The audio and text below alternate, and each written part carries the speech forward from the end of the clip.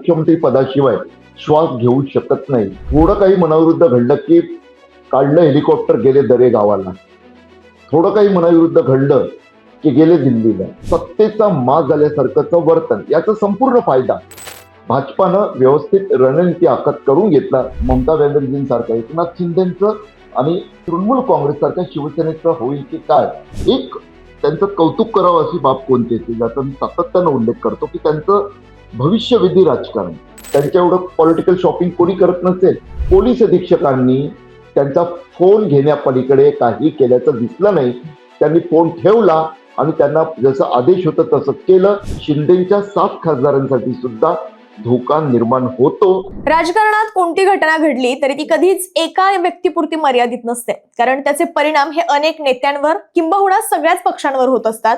तसं पाहिलं तर आतापर्यंत केंद्रात सत्ता टिकवण्यासाठी भाजपला आजवर मित्रपक्षांची गरज होती. त्यामुळे चंद्राबाबू नायडू असोत किंवा नितीश कुमार असोत किंवा महाराष्ट्रातले एकनाथ शिंदे असो, या नेत्यांची बार्गेनिंग पॉवर कायम चर्चेत राहिलेली आहे. पण आता पश्चिम बंगालमध्ये ज्या काही घडामोडी घडतायत, जसं की तृणमूल काँग्रेसच्या तब्बल 20 खासदारांनी स्वतंत्र गट तयार करून एनडीएला पाठिंबा दिल्याच्या चर्चा आहेत. जर हा आकडा वास्तवात बदलला तर भाजपचं बहुमत अधिक भक्कम होईल आणि मित्रपक्षांवरील त्यांचं जे काही अवलंबित्व आहे ते मोठ्या प्रमाणात कमी होऊ शकतं. आता प्रश्न असा आहे की चंद्राबाबू नायडू आणि नितीश कुमार यांची बार्गेनिंग पॉवर आता संपुष्टात येणार आहे का? आणि जर राष्ट्रीय राजकारणात मोठ्या मित्रपक्षांचं महत्व कमी होत असेल तर केवळ 7 खासदार असलेल्या एकनाथ शिंदेच्या शिवसेनेचं काय होणार? महाराष्ट्रात भाजप आधीच काही ठिकाणी शिंदे सेनेवर वरचढ ठरतोय. त्यामुळे हा बदल शिंदे सेनेसाठी धोक्याची घंटा ठरू शकतो का? आणि दुसरीकडे उद्धव ठाकरे आणि शरद पवारांचा विचार करायचा तर यांचीही भविष्यात एनडीएला गरज भासेल असा काही राजकीय अंदाज होता आणि तो फोल ठरणार आहे का? आणि या नव्या समीकरणांचा एकूणच महाराष्ट्राच्या राजकारणावर, म्हणजेच पक्षफोडी असो, आमदार खासदारांची निष्ठा असो, तसंच महत्वाचं म्हणजे डिलिमिटेशन आणि वन नेशन वन इलेक्शन सारख्या मोठ्या निर्णयांवर परिणाम होऊ शकतो का? या सगळ्या मुद्द्यांवर आज चर्चा करण्यासाठीचा आजचा हा व्ह्यूज रूम. खरं तर आपल्यासोबत आज यासाठी जोडले गेलेत ज्येष्ठ राजकीय पत्रकार आणि विश्लेषक तुळशीदास भोईटे सर. नमस्कार, मी शीतल आणि आपण या व्ह्यूज रूमला सुरुवात करूयात. सर, खूप खूप स्वागत आहे तुमचं ऑडिव्हन मध्ये. नमस्कार शीतल. सर, पहिलाच प्रश्न असा आहे की टीएमसी खासदारांचा जो काही पाठिंबा भाजपला मिळालाय त्यातून चंद्राबाबू आणि नितीश कुमारांची असलेली गरज आता भाजपसाठी संपली असं म्हणता येईल का?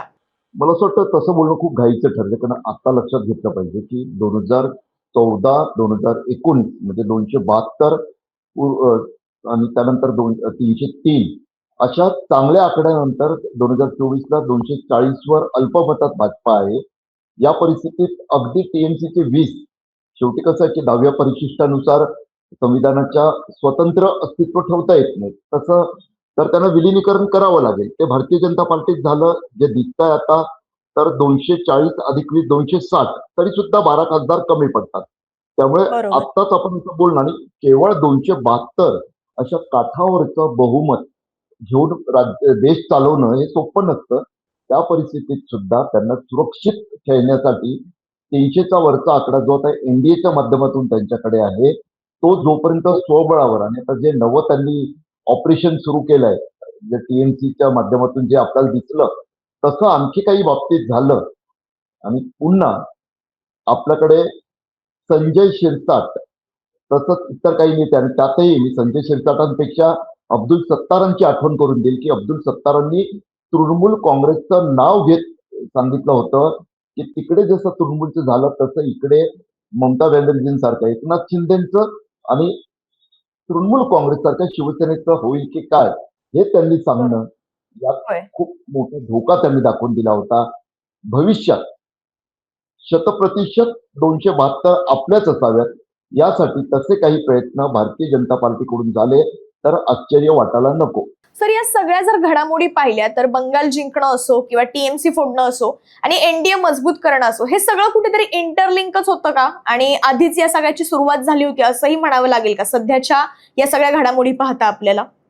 भारतीय जनता पार्टीवर अनेकदा आपण राजकीय विश्लेषण करताना काही बाबतीत त्यांच्या काही निर्णय, त्यांचे काही हालचाली या आपल्याला जेव्हा लोकशाही विरोधी वाटतात तर त्यांच्यावर टीका सुद्धा करत असतो. मात्र एक त्यांचं कौतुक करावं अशी बाब कोणती येते, ज्याचा मी सातत्यानं उल्लेख करतो की त्यांचं भविष्यविधी राजकारण. हे आपल्याला मान्य करावं लागेल की इतर पक्ष पुन्हा त्याच परंपरागत रणनीतीत अडकून पडलेले असताना भाजपा ज्या पद्धतीनं पुढे जाताना दिसते, सरसावताना दिसते आणि पुन्हा पटो न पटो, परंतु त्यांचं ते वैशिष्ट्य आहे की 5ही वर्ष ते इलेक्शन मोडवर राहतात. त्यांची संपूर्ण राजकारणाची व्यवस्था ही निवडणूक केंद्रित आहे. भाजपा या खरंय. पक्षाची संपूर्ण व्यवस्था त्याची. त्यातून काय घडतं मग? गेल्या निवडणुकीत 2021च्या त्यांना जो पराभवाचा मोठा धक्का बसला ममता बॅनर्जींकडून, त्यानंतर ते थंडावलेत का? त्यावेळी त्यांनी जे प्रयोग केलेले त्यातला फोलपणा त्यांना कळला. कैलास विजयवर्गीय यांच्यासारखा सारखे मध्य प्रदेशातले जे खूपच असे अ, ऐशो आरामवाले नेते, स्पष्ट बोलायचं तर पाठवले होते, त्याच्यातला फटका त्यांना कळला आणि त्यातून त्यांनी धडा घेत ज्या नेत्यांना तिकडे पाठवलं त्यांच्या माध्यमातून त्यांनी जे प्रयोग तिकडे केले, ज्या पद्धतीनं त्यांनी आपल्याला जे विरोधातले जिल्हे जिथून साथ मिळत नाही भाजपाला, तिकडचे मतदारसंघ ते ओळखून त्यावर काम सुरू केलं, त्यातून याद्यांप्रमाणे काम सुरू केलं. त्यासाठी प्रत्येक मतदारसंघात वेगवेगळ्या छोट्या छोट्या टीम काम करत होत्या. हे सर्व जर आपण आता आठवलं तर लक्षात येतं की ममता बॅनर्जी आणि तृणमूल काँग्रेस यांना पराभूत करून आपण बंगाल जिंकू शकतो या अजेंड्यावर भारतीय जनता पार्टीनं 2021च्या पराभवानंतरच काम सुरू केलं होतं आणि त्यांची ती रणनीती. त्यात पुन्हा काँग्रेस सर्व जागांवर वेगळी लढली. म्हणजे संकट काळ होता, दिसत होतं. इंडिया आघाडीच्या प्रयोगाला भारतीय मतदारांनी जो प्रतिसाद याआधी दिला नव्हता तो प्रतिसाद दिला होता 2024ला. तरी सुद्धा काँग्रेसनं वेगळं लढणं, डाव्यांनी वेगळं लढणं हे भाजपाच्या पथ्यावर पडणारं ठरलं आणि अर्थातच 3 टर्मच्या सत्तेनंतर डाव्यांमध्ये 36 वर्षानंतर एक प्रकारे अहंकारी राजकारण जे सुरू झालं होतं ते ममता बॅनर्जींच्या तृणमूल काँग्रेसमध्ये अवघ्या 15 वर्षात सुरू झालेलं. एकीकडे ममता बॅनर्जींची टोलेजंग नेतृत्वाची उंची, दुसरीकडे मात्र स्थानिक पातळीवर त्यांच्या कार्यकर्त्यांचं, स्थानिक नेत्यांचं, लोकप्रतिनिधींचं एक प्रकारे खूपच सत्तेचा माज झाल्यासारखंच वर्तन. याचा संपूर्ण फायदा भाजपानं व्यवस्थित रणनीती आखत करून घेतला आणि अर्थातच भाजपा जेव्हा लढते तेव्हा अदृश्य अशा युतीत त्यांच्यासोबत ईडी असते, त्यांच्यासोबत आयटी असते, त्यांच्यासोबत यावेळी तर पोलीस सुद्धा आले. आपण पाहिलं की हे पहिलं राज्य असेल कदाचित जिथं ज्यांच्याशी सत्ताधारी पक्षाची स्पर्धा त्या राज्यांमधील पोलीस अधिकाऱ्यांना निवडणूक आयोगानं नेमलं आणि त्या राज्याच्या पोलिसांना बिननखाचे बिनदाताचे करून टाकलं. यामुळे संपूर्ण समीकरण जुळवून आणलं. भाजपासाठी सोपं गेलं.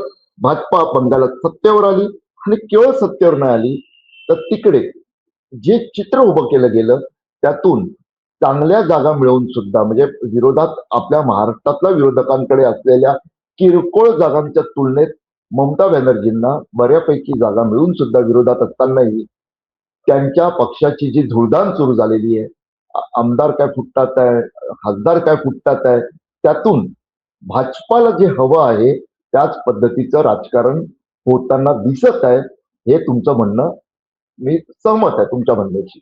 शीतल, खरं तर सर नितीश आणि चंद्राबाबूंकडे किमान 12 आणि 16 सारखे नंबर तरी आहेत, पण महाराष्ट्रातल्या जर शिवसेनेचा म्हणजेच एकनाथ शिंदेचा विचार केला तर तेवढेही नंबर नाहीयेत शिंदेकडे. मग त्यांना सुद्धा हा धोका आहे असं कुठे वाटतं का? तुमचं यावरती काय विश्लेषण आहे? शीतल, एक लक्षात घेतलं पाहिजे आपल्याला की एकतर नितीश कुमारांचा पक्ष हा भाजपा जमा झाल्यासारखाच आहे. ज्या पद्धतीची अवस्था आपल्याकडे अजित पवारांच्या राष्ट्रवादी काँग्रेसची तीच अवस्था मला बिहारात नितीश कुमारांची दिसते, त्यांच्या पक्षाची दिसते. जे भाजपा सांगेल त्याप्रमाणे करण्याशिवाय त्यांनी, नाहीतर नितीश कुमार बिहारच्या मुख्यमंत्री पदाशिवाय श्वास घेऊ शकत नाही. हे एक वास्तव आहे तिकडचं. माझे अनेक पत्रकार मित्र आहेत बिहारात, ते त्यावर बोलत असतात. परंतु तरी सुद्धा भाजपाने शेवटी त्यांना पाय उतार व्हायला भाग पडलं. त्यांना स्वतःच राज्यसभेत जायचं वगैरे वगैरे तेच राहिलं होतं माझं वगैरे करत जायला सन्मानानं त्यांना तिकडे पाठवण्याची व्यवस्था केली. या परिस्थितीत आता उरलं तेलुगू देशम. तेलुगू देशम ज्या पद्धतीनं अनेक हालचाली करताना दिसतं त्याचा विचार केला तर भारतीय जनता पार्टीच्या अजेंड्यावर कुठे ना कुठे तेलुगू देशमला चंद्रबाबू नायडूंना कंट्रोल करायचं सुद्धा रणनीती ठरलेली असणार. ते कशा पद्धतीनं ते आपल्याला कळेल. आतापर्यंत तरी सध्या तसं काही दिसत नाहीये. की खूप काही बिनसून ते बाहेर पडतील. म्हणजे अनेकदा हे तर्क वितर्क येतात, ते इंडिया आघाडीसोबत जातील. मात्र सत्तेकडून सत्तेकडे जाणं ही राजकारण्यांची मानसिकता असते. त्याच्या दृष्टीने विचार करता इंडिया आघाडी असं काही लगेच सत्तेत येईल एवढं मोठं काही, मग त्यासाठी भाजपामध्ये काही मोठं बंड झालंय का असं काही नाहीये. त्यामुळे भारतीय जनता पार्टी चंद्रबाबू नायडूंची साथ लगेच काही सोडेल किंवा नितीश कुमारांना लगेच गिळंकृत करेल जनता दल युनायटेडला, असं जरी नसलं तरी एकनाथ शिंदेचा विषय आला तर एक आपण लक्षात घेतलं पाहिजे. खरं तर त्यांचा विस्तारवाद सोडला तर भारतीय जनता पार्टीला खुपणार काही नाही. भारतीय जनता पार्टी सारखं ते शतप्रतिशत धोरण घेऊन आक्रमकतेनं अगदी प्रसंगी पॉलिटिकल शॉपिंगची या देशातली सर्वात जास्त कॅपेबिलिटी आणि सर्वात जास्त रेकॉर्ड असलेला नेता म्हणजे एकनाथ शिंदे. त्यांच्या एवढं पॉलिटिकल शॉपिंग कोणी करत नसेल. ते करताना दिसतात, निवडणुका असो नसो करतात.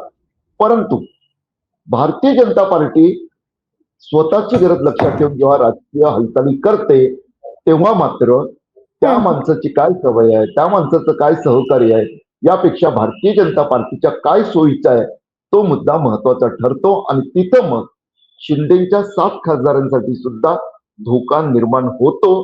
कारण मगाशी मी म्हणालो तसं 240 मध्ये 20, 260 तरी सुद्धा बहुमतासाठी 12 जागा कमी आहेत. त्यातल्या 7 जर मिळाल्या तर ती सोय तिकडे होऊन जाते.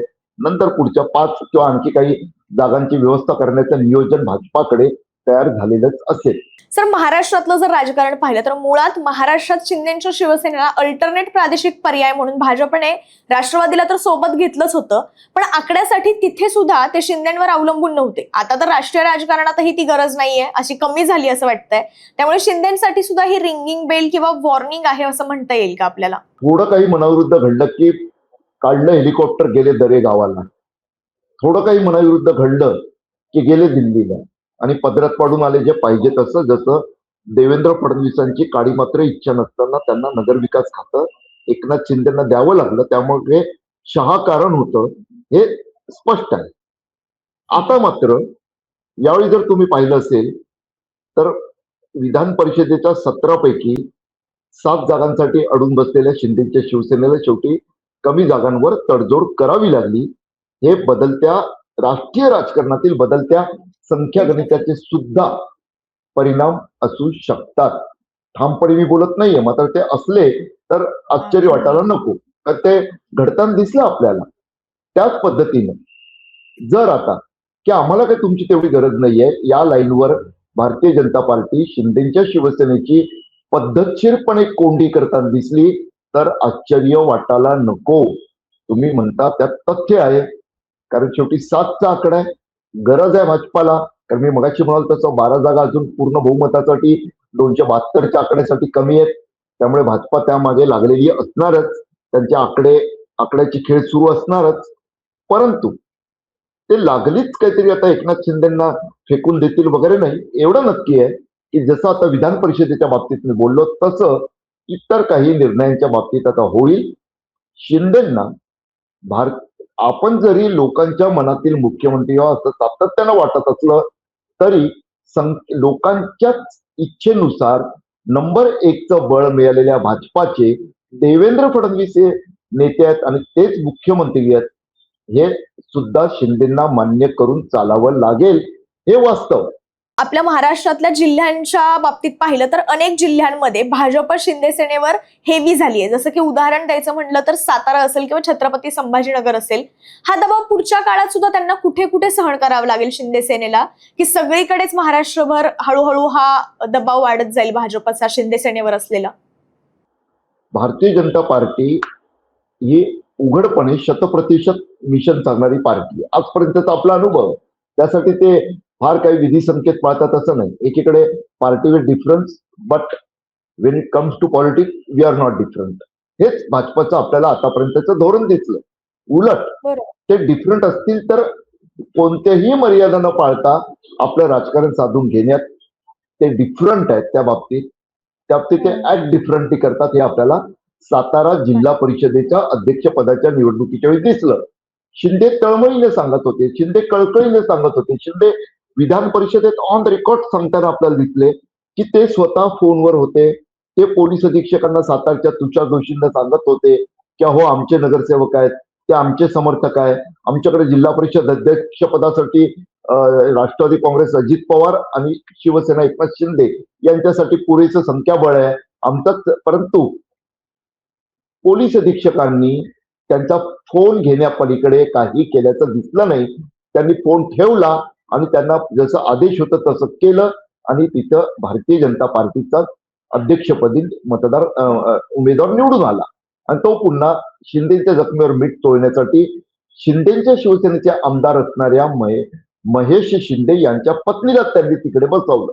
हे राजकारण का मी तुम्हाला सांगितलं त्याचं कारण की तुम्ही जो प्रश्न विचारला की जिल्ह्यामध्ये तसं सुरू आहे का, अहो तुम्ही बाकी जिल्हे सोडा, तुम्ही ठाणे जिल्ह्यात या, एकनाथ शिंदेचा गृह जिल्हा आहे तो, तिथं काय घडलं? तिथं ज्या पद्धतीनं राजकारण रंगतात दिसतं आणि विधानसभेला तिथं भाजपाचे आमदार हे शिंदेच्या आमदारांपेक्षा जास्त संख्येने निवडून आलेले आहेत. हे वास्तव जर आपण लक्षात घेतलं तर सहजतेने लक्षात होतं की जर त्यांचा गृह जिल्हा आणि त्यांचा मूळ जिल्हा म्हणजे सातारा त्यांचं दरेगाव आहे शिंदेचं आणि त्यांचं कार्यक्षेत्र जे आहे कर्मभूमी जी आहे ती ठाणे आहे. त्या दोन्ही जिल्ह्यांमध्ये भारतीय जनता पार्टीनं शिंदेची कोंडी केलेली आहे, उघड कोंडी केलेली आहे आणि उलट तसं दाखवून कोंडी केलेली आहे.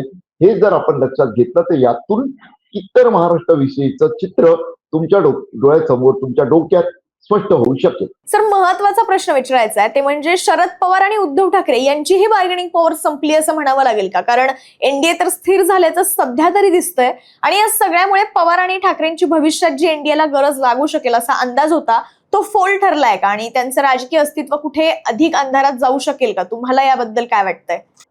मला असं वाटतं एक लक्षात घेतलं पाहिजे, राजकीय विश्लेषणाच्या बाबतीत असो किंवा इतर कोणत्याही विश्लेषणाच्या बाबतीत असो, त्या वेळची जी परिस्थिती असते त्यावेळेचा उपलब्ध डेटा किंवा सांख्यिकी जे असते त्या आधारे आपल्याला बोलावं लागतं.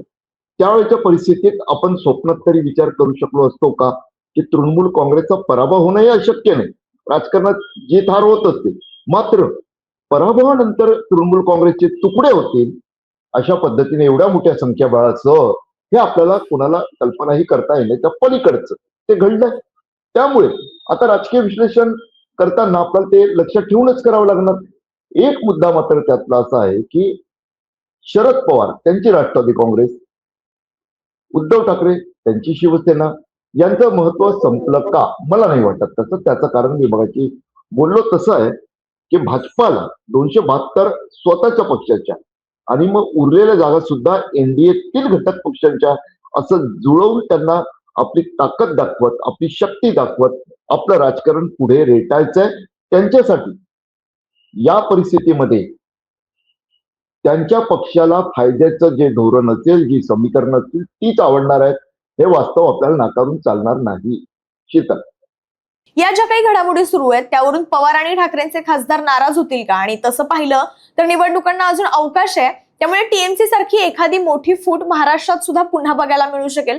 तसं महाराष्ट्राने बऱ्याच फुटी किंवा बरेच मोठी बंडखोरी पाहिलेली आहे, पण पुन्हा एकदा असं काही घडू शकेल महाराष्ट्रात? तुम्हाला काय वाटतं याबद्दल? अगदी तृणमूल काँग्रेस सारखी नाही म्हणणार मी, परंतु शेवटी कसं आहे 2019 आणि त्यातही पुन्हा 2022 नंतर महाराष्ट्राच्या राजकारणात कोणत्याही गोष्टीला नाही म्हणणं हे थोडंसं खूपच धोक्याचं आणि केवळ त्यातून नाही सांगत मी.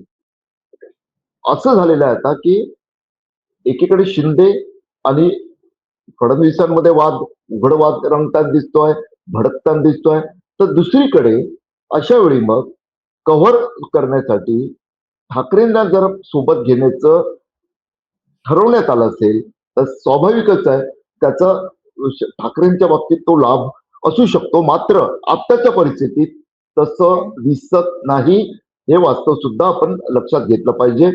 शरद पवारांच्या पक्षाच्या बाबतीत थोडंसं नक्की काय तो नेहमीप्रमाणे त्यांच्या पक्षाचं त्यांच्या राजकारणाचं जे एक वैशिष्ट्य आहे संभ्रम, तोच संभ्रम तिकडे दिसून येतोय. म्हणजे काही वेळा त्यांच्या भूमिका या विरोधी पक्षाच्या भूमिकांची छेद देणारे आणि थेट मोदींनी उचललेल्या पावलांचं समर्थन करणारे दिसतात. तिकडे हा संभ्रम अधिकच वाढताना दिसतो. मात्र भाजपा 272चा आकडा गाठल्यानंतर आणखी पुढे 300 पार जाण्यासाठी सतत आणि सातत्यपूर्ण पद्धतीने अशा हालचाली करताना दिसलं तर मला आश्चर्य वाटणार नाही. शीतल. खरं तर सर, या सगळ्या घडामोडी ज्या काही पश्चिम बंगालमध्ये घडतात किंवा टीएमसी सोबत घडतात, टीएमसी पक्षात घडतात, तिथले खासदार फुटले, आमदार फुटले, या सगळ्या गोष्टी आपल्या राज्यातल्या राजकारणाशी कशा इंटरलिंक आहेत किंवा कशा जोडल्या जात आहेत आणि पुढे या सगळ्याचा परिणाम राज्यातल्या राजकारणावर आणि एकूणच एकेका पक्षावर, जे सत्ताधारी आहेत त्या गटातल्या एकेका पक्षावर कसा होऊ शकतो, या संदर्भात तुम्ही सखोल विश्लेषण केलं आणि ऑड इव्हनला वेळ दिलात त्याबद्दल खूप खूप धन्यवाद.